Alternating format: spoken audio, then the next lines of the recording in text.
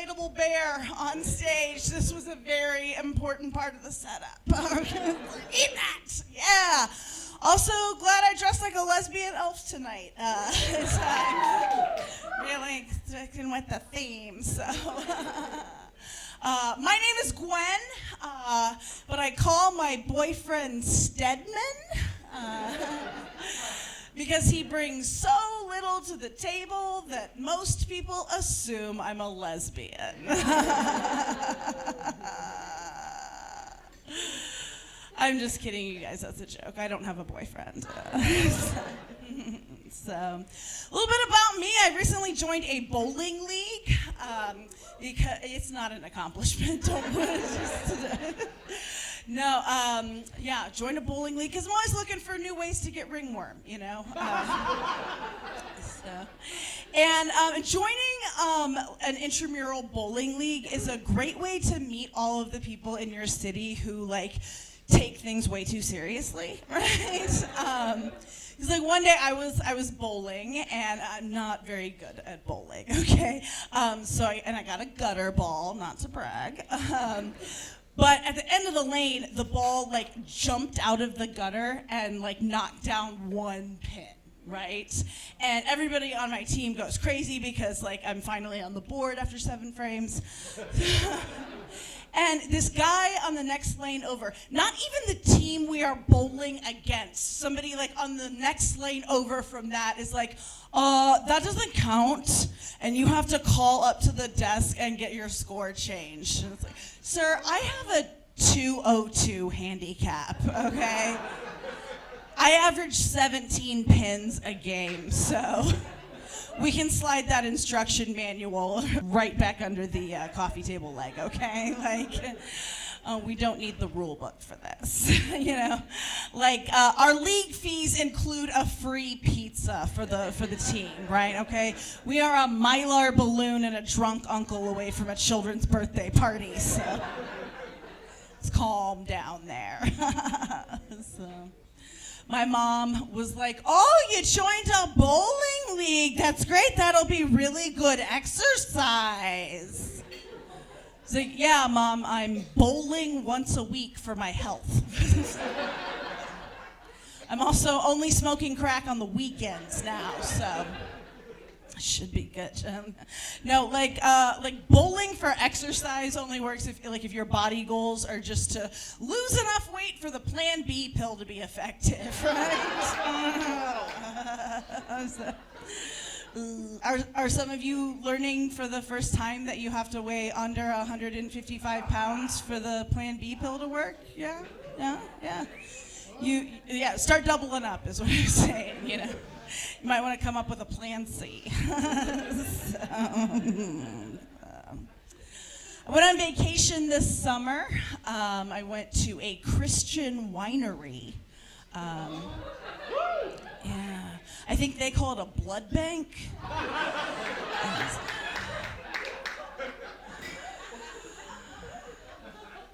Gotta say, the worst part was the food. And that was a body of Christ joke for the Sunday school crowds. So you are welcome. You're welcome. And did you guys go on vacation this summer? Did you go on vacation? Oh, wow! You guys are awfully touchy-feely for a first date. My goodness. Okay, I'm into this. I want to hear how this goes. Okay, how the meet cute goes later. Good. Yeah, well, you came to the right place, I'll tell you that.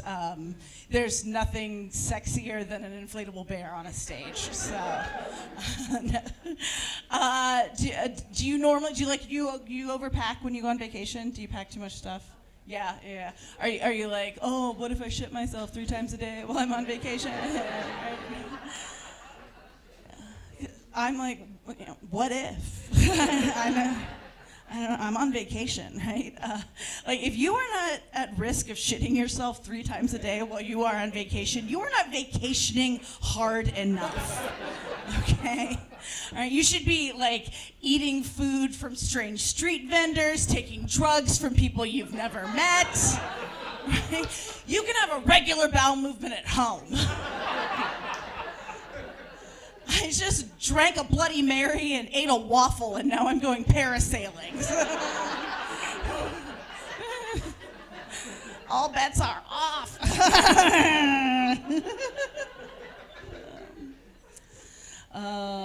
guys are fun. It's a good time. I have a little dog at home, a little senior wiener dog named Sherman, and he does not care for the fireworks. So every time there's like a fireworks setting off occasion, and over on the east side where I live, that's like a Tuesday. I have to, try to keep him calm. And one day I was like, I know what I'll do. I'll put on some music to drown out the sound of the fireworks, right? That'll help the little guy. So I go on YouTube and I find this channel called Music for Dogs. And I put that on. And I gotta tell you, I was very surprised, y'all, because there was not a single Snoop Doggy Dogg song on there. Like no little Bow Wow songs. No Dr. Dog. Didn't play Atomic Dog by George Clinton. No 3 Dog Night. No Bloodhound Gang. What? No Lick It Up by Kiss, right? Didn't play Dirty Dog by ZZ Top. Didn't play Black Dog by Led Zeppelin. Didn't play Hound Dog by Elvis. Didn't play Puppy Love by Donny Osmond. Didn't play a single Skinny Puppy song, okay, right? Didn't play any Bone Thugs and Harmony. There's no Bad to the Bone by George Thorogood. Didn't play any Dinosaur Jr., which is also a Bone joke. Didn't play The Dog Days Are Over by Florence and the Machine, right? Didn't play the song Fever Dog by the fake band Stillwater from the movie Almost Famous. And they certainly didn't play Sherman's favorite song, Who Let the Dogs Out? No, you know what it was? It was like 8 hours of chimes. Like, bing, bong,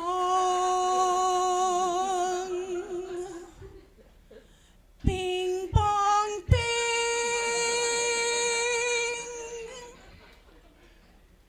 bong. It sounded like 8 hours of doorbells. The thing that notoriously calms small dogs down. Doorbells. It would be like me going to the dentist and saying, could you put the Saw franchise on the TV while I'm getting this root canal? Like, something with more grinding sounds.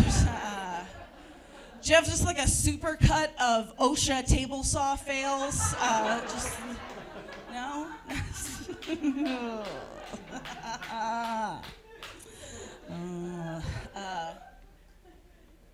I grew up in a very small conservative town. We were not allowed to watch the movie Footloose. So they didn't want us getting any ideas. And I was a super responsible kid, right? A straight A student, hall monitor, just a real narc piece of shit. I would save all my allowance forever. I would save my Halloween candy until it went bad. Do you know how long you have to save candy for it to go bad? A long time. I had a nano pet as a kid. Didn't we have one of these? Yeah. The keychain you keep alive, right? It's no wonder we all have anxiety, but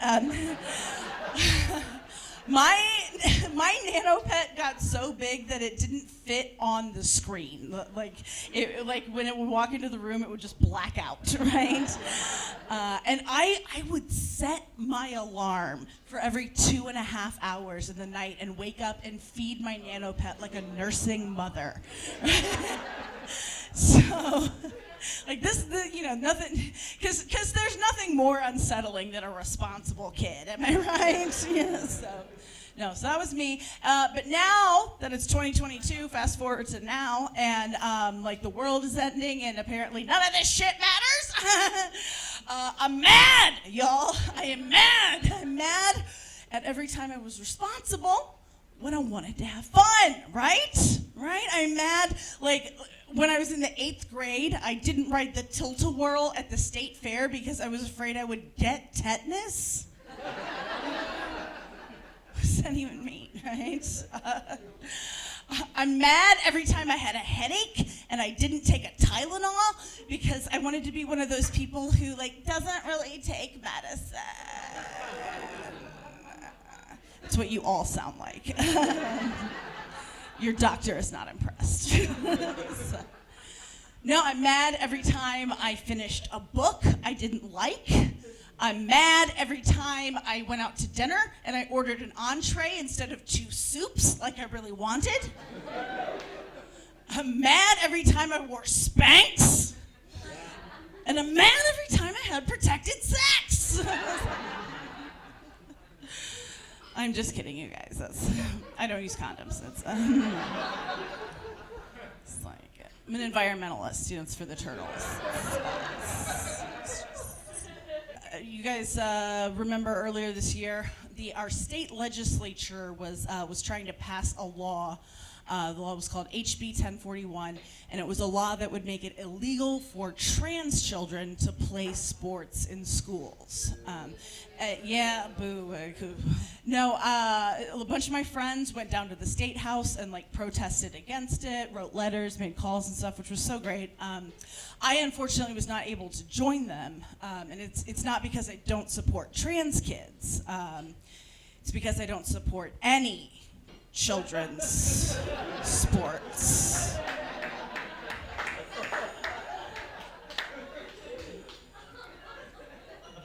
Because they're bad at them.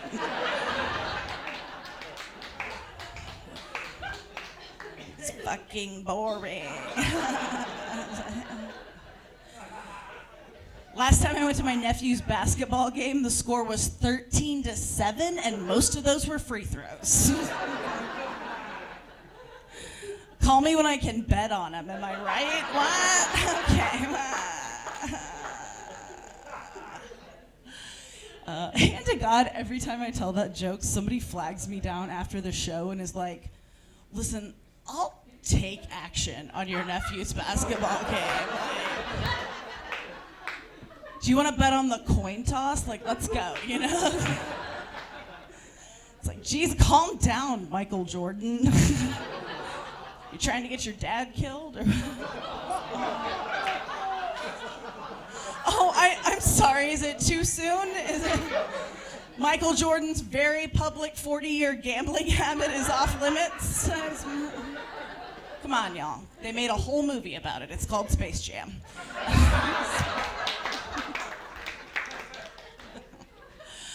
No, but who is that law for, right? Who is that law helping?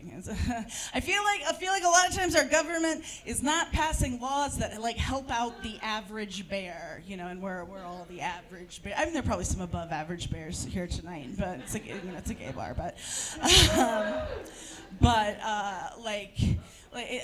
like we ask for responsible gun control, and they're like, best we can do is not building a bullet train. Would that help? Would that help at all? No? No? No? Okay. I work when I'm not doing stand-up comedy, I work as a nurse, and a lot of times when I tell people that I work as a nurse, they respond very much the way they do when I tell them that I'm a bisexual. They're like, woo! Wow. Not for me, but good for you, though. Good for you. Yeah. I mean, somebody's got to do it, right? How long have you been doing that? Really? Wow. Wow. I mean, I could never, but good for you. Good for you. I used to have a job where I would test people for and treat them for sexually transmitted infections. And I asked this guy one time as part of this, do you ever have unprotected sex? And he says to me, hell yeah, girl, I'm the raw dog king.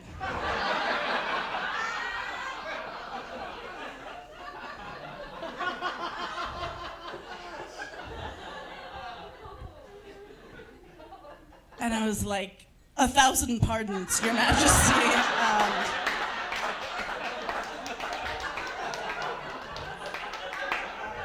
I had no idea we were in the presence of royalty.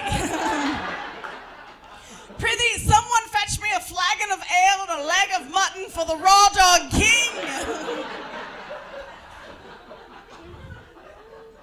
How did he get to be the Raw Dog King, y'all? I want to know, right? Did his father bequeath the crown to him? And nobody had any challenges or questions about that, huh? Did a woman arise from a lake and bestow upon him Excalibur unsheathed? And then point him in the direction of his rightful throne? Did he overtake the neighboring kingdom by destroying their dental dam? Don't want this guy around when the sword of Damocles is hanging, am I right? That was a Final Jeopardy one, so it's okay if you didn't get that one. No. I mean, who does he think he's fooling, right? Like, the Raw Dog King is primarily a ceremonial title, and we all know it's the Raw Dog Parliament that's really doing all of the governing on like a day-to-day basis. I don't know if you've heard about this thing. It's a weird phenomenon, I guess, that's happening, is that when people are leaving like a multi-level marketing company or like one of those high-pressure direct sales groups, they're trying to leave those companies. They've decided, like, okay, I've bossed my last girl, and I'm ready to like move on from selling magic shampoo. And they're finding that they have like ostracized all of their friends and family, and they don't have like anybody to be friends with afterward. But you know who is welcoming this group with open arms? Like QAnon and white supremacist groups. No, it's a real thing, y'all. It's a real thing. Like, just when you thought those people couldn't be bigger pieces of shit, they found a way, right? Right. Like first of all, how are you going to be involved in a multi-level marketing company and be anti-Semitic? Okay, like the Jews were the first people to be involved in a pyramid scheme. So, I know. Secondly, as someone who grew up as and still lives as a fat theater kid, I just have one question for these people. Oh, is it hard to be lonely?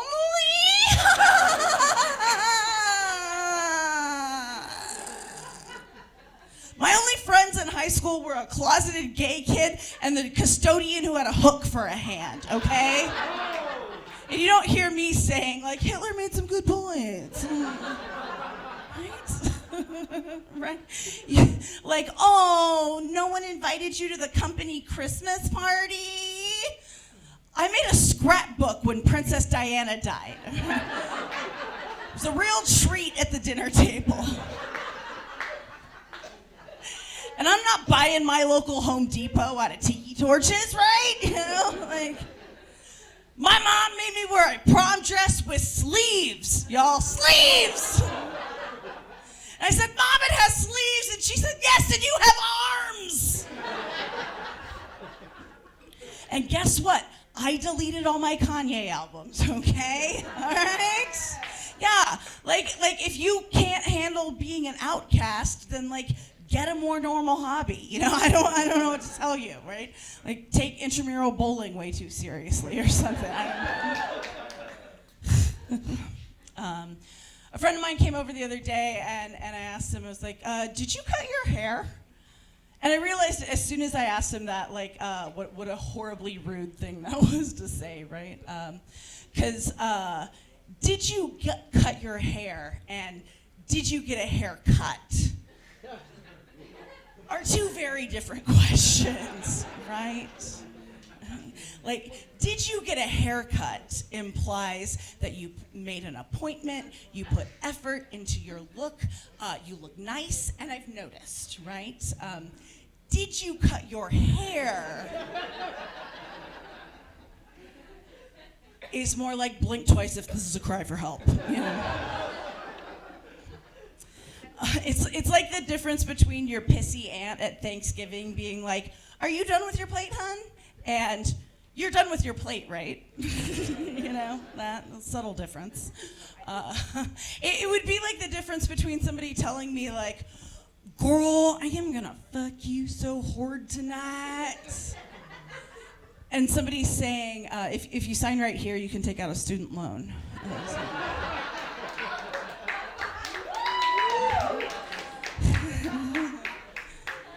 Fellow borrowers.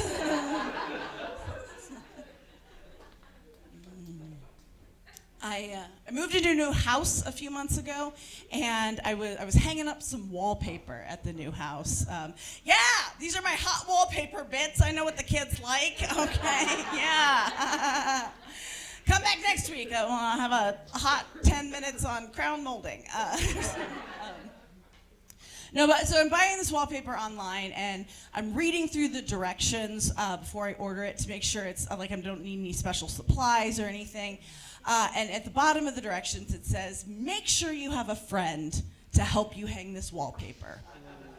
It's a 2-person job." I was like, okay, all right, good to know. So I order the wallpaper, comes in the mail, I open up the box, I take out the directions, start to read. The first thing it says is, "Step 1, gather your supplies.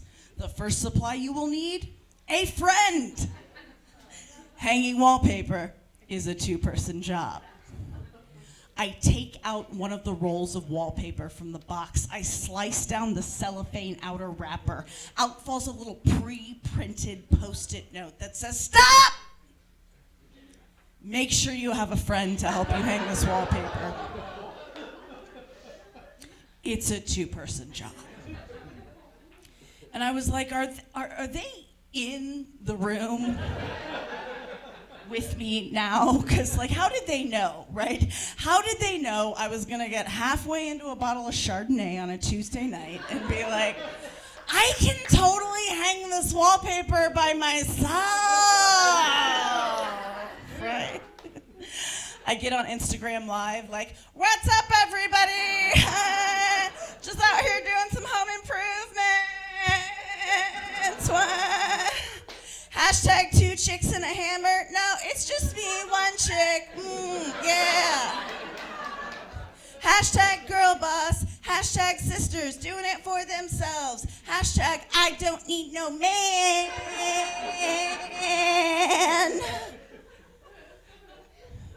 And then fast forward to 15 minutes later, when I'm on the floor in the pile of the wallpaper being like, "No!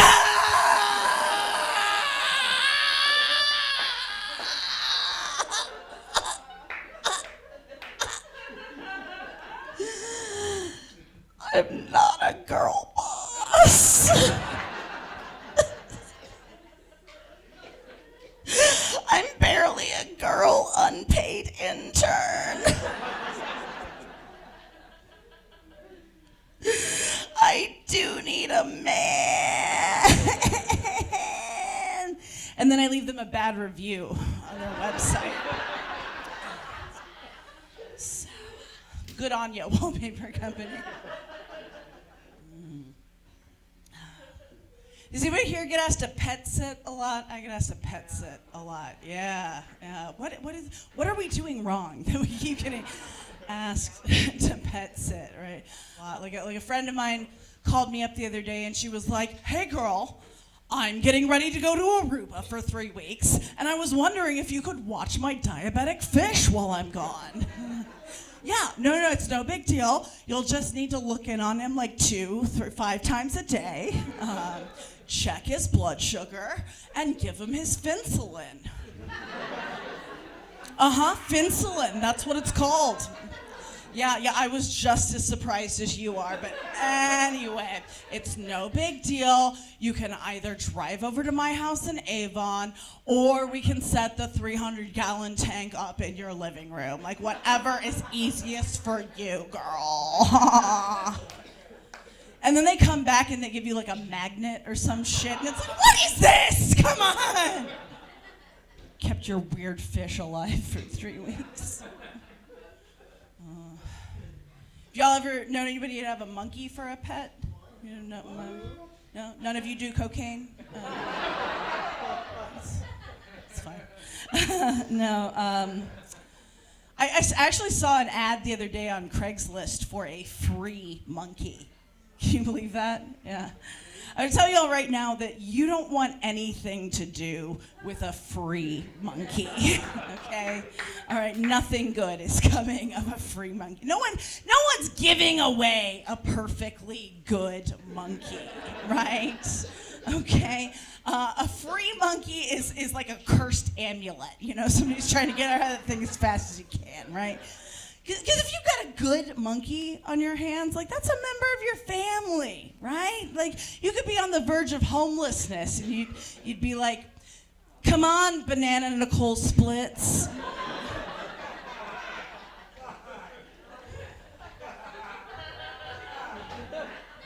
Pack all of your things in a special monkey-sized bindle, and let's go ride the rails.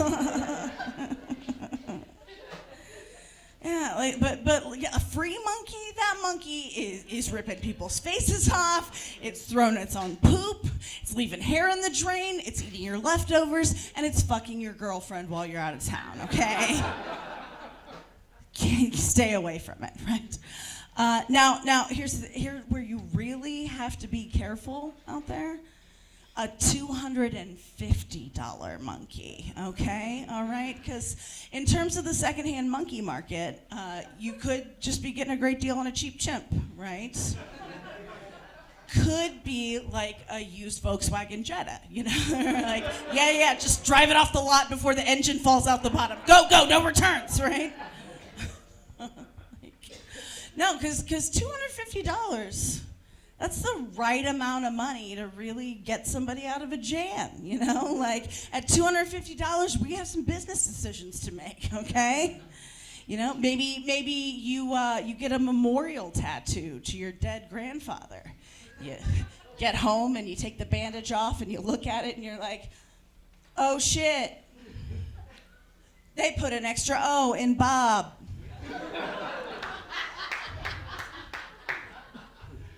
It is going to cost me like $250 to get this fixed. You know? Or maybe you're in deep to a gambling racket, right? You owe the mafia like $250. Been taking too much action on your nephew's basketball game. And they tell you if you can't come up with the money, they're going to take you out at the knees. The knees! You can't replace knees. Monkeys are a dime a dozen, right? I heard a story about a lady recently who saw a free one on Craigslist. So, like, monkeys are available, okay? Knees, not so much. Or how about this? Maybe you're driving home from the bar one night. You've had a little bit too much to drink, right? Cop pulls you over and says, what's it worth to you to not go to jail tonight? You're like, I don't know, do you have time for me to sell a monkey on Craigslist? My grandparents passed away earlier this year, and it was so sweet. They're one of those couples who just couldn't be apart for like any amount of time. They ended up dying within like 6 weeks of each other. And they got matching caskets, y'all. How adorable. To me, it's like the eternal tracksuit, you know? Like they're up in heaven mall walking together like, yeah, we're an item, what's up?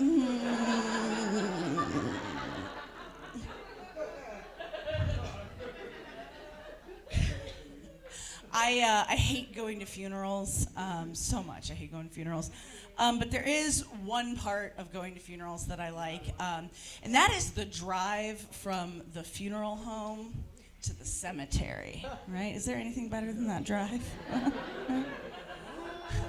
Because like we as a society have gotten together and said, okay, if you have a loved one die, for that drive and that drive only, you can drive like a total asshole. Thanks. Like you're at the funeral home and your friend comes up to you and says, "What's up, bestie? Sorry to hear about your Nana. You want to go on a drive-in, break some traffic laws?"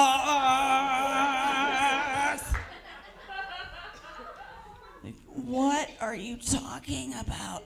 "Yeah, girl, after the funeral, we're going to go out, put a little club sandwich flag on your car, and then we're just going to drive down to the cemetery, but we're just going to, like, do whatever we want, okay? Like, don't use your blinker, blow through some stop signs, ignore the speed limit. Like, if you want to drink a beer and throw the can out the window, like, go nuts. It's great."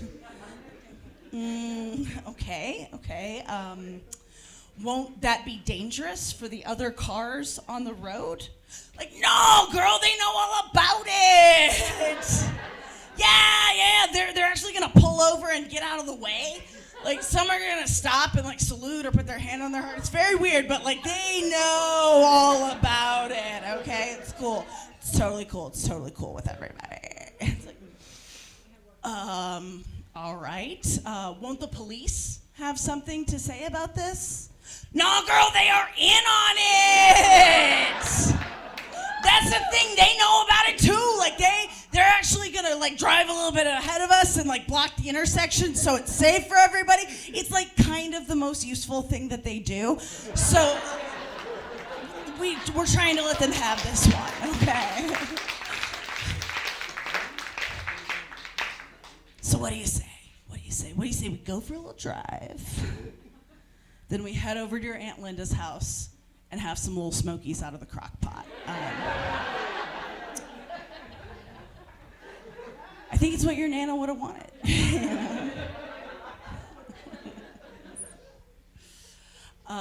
Do you guys find yourself being like way too protective of your trash? Or is this just me? Is this like I spend all week collecting shit from my house that I don't want, put it in a bin, and roll it out to the end of the street. But I swear to God, if I see an old man going through there looking for scrap metal, I turn into Oscar the Grouch, and I'm like, "What are you doing in my trash, old man?" No, what is it about it? We get so protective of our trash. You don't want me to go through my trash. Don't look at my trash, all right? Or people will like send out a group text or make a post on Facebook. They'll be like, I want this to go to a good home, right? I want this trash to go to a good home. Like they're running an animal shelter for trash. Like, you just want this trash to go to a good home, right?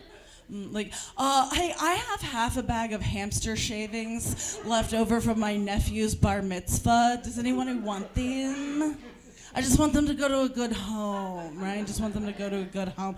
I've lost the bag that they go in, so it's mostly just like some handfuls of loose shavings, but I just want them to go to a good home, right?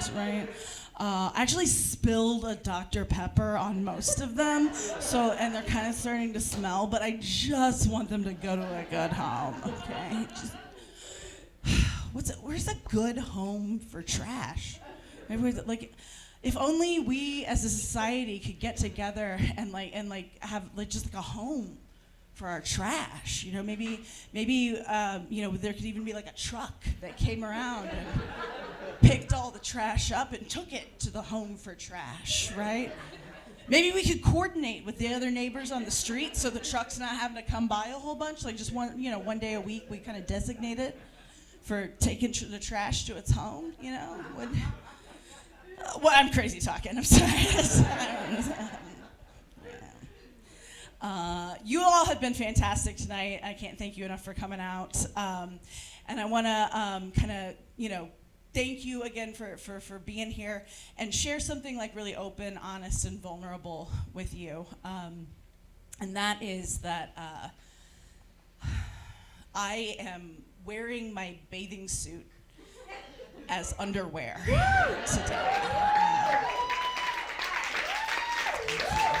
Thank you. I am a hero. Yeah. There's two very different kinds of days you could be having if you wear your bathing suit as underwear, right? Like if you did it on purpose, you're about to have the best day of your life, right? Like you called off sick to work. You and your friends rented a pontoon boat. Right? You got a 30 case of White Claw in the back of your Jeep, and you need to be able to go from land to sea at a moment's notice, right? Come on, girl, get on this boat. There is a monkey on here.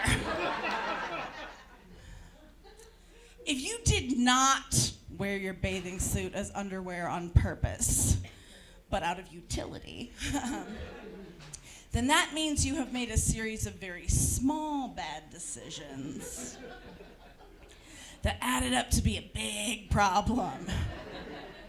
It's kind of like pancakes, you know, like 2 is fine, 8 is a lot. It's like, didn't do laundry this weekend. Already wore this pair of underwear twice. Recently went on vacation and shit myself 3 times a day. Like wearing your bathing suit as underwear is kind of like the uniform that you put on to go buy the morning after pill, you know? You put it on and you go into the pharmacy. The guy sees you coming from a mile away. Locks eyes with you and just wordlessly slides it across the counter. You're like, how did you know? And he says, I can tell by the way that you're walking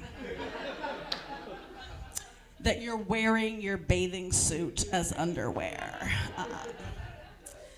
And from the looks of things, you should probably double up. Thank you so much, everybody. Have a great night.